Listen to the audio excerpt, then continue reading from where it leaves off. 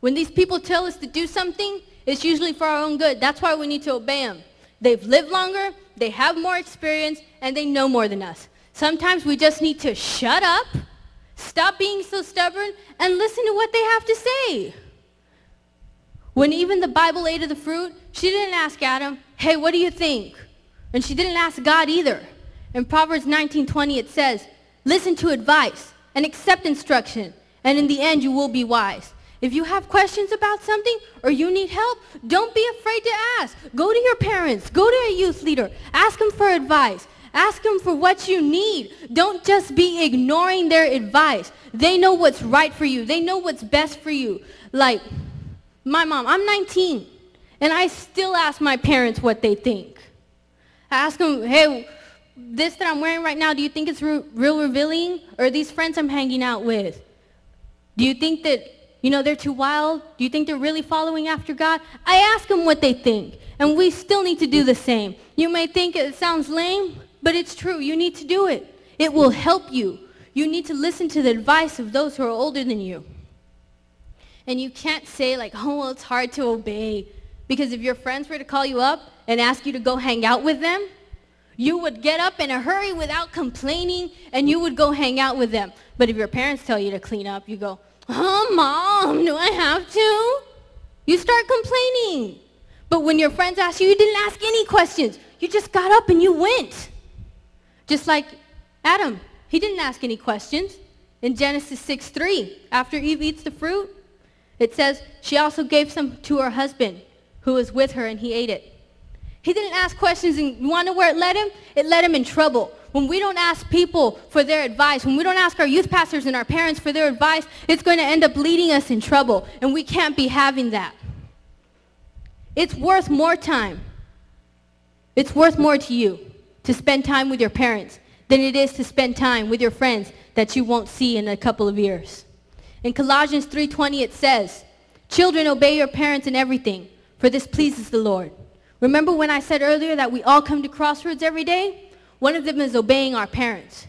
When you choose to obey without complaining and with a smile, then you choose to go down God's path, because it pleases God for you to obey your parents. In Psalms 102 it says, serve the Lord with gladness.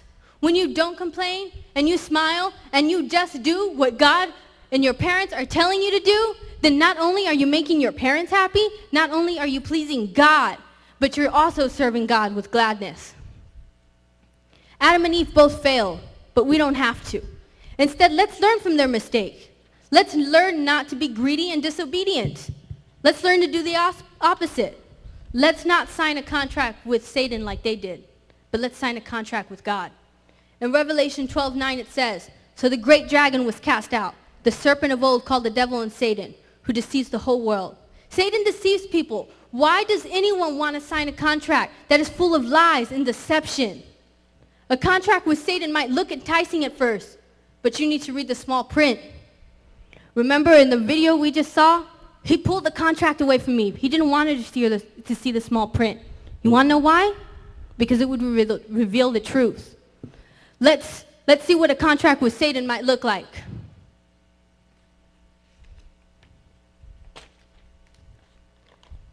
By signing this contract, I hereby agree to drink, smoke, do drugs, gamble, have sex, kick a kitten, look at porn, steal from people, drive really fast, and watch a lot of dirty movies. But what about the small print? What does the small print have to say? Participating in these activities in this contract may result in nausea, headaches, vomiting, loss of money, pregnancy, sexual diseases, jail time, feelings of helplessness, depression, addiction, thoughts of suicide, and death. By signing this contract, you take full responsibility, and you agree that if anything happens to you, that it's your problem to deal with the consequences. Why would anyone want to sign a contract like that? Why would anyone want to sign a contract that's full of lies and deception, that's full of bad consequences and nothing but tricks? Let's sign the right contract. Let's sign a contract with God. And this is what a contract with God might look like. By signing this contract, I hereby agree to follow God all the days of my life.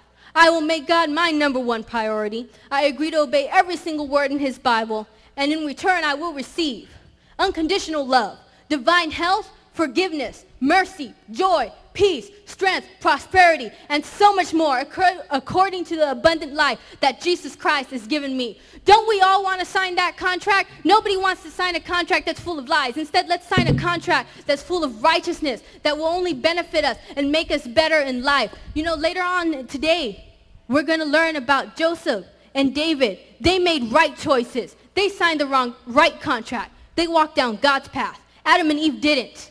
Let's learn from their mistakes. Don't be like Adam and Eve. Let's be like Joseph and David. When Joseph was tempted, he used his 5 senses to notice it and run out of the situation. When David was in a battle and they told him he couldn't win, he listened to God instead, and he won. He listened to the right voice, and we need to do that. But let me leave you with this. When you come to a crossroad, and when you come to what contract you're going to sign, you sign the right contract. You sign God's contract. When Satan offers you his contract, this is what you do. You don't want to have nothing to do with that. You don't need Satan's contract. Satan's contract is going to ruin your life. But you're going to sign a contract with God. We're all going to sign a contract with God. Am I right? And we're going to be the best that we can be in God. Remember, when you come to that crossroads, you choose the right path. You choose the right decision. You choose to follow God. Amen.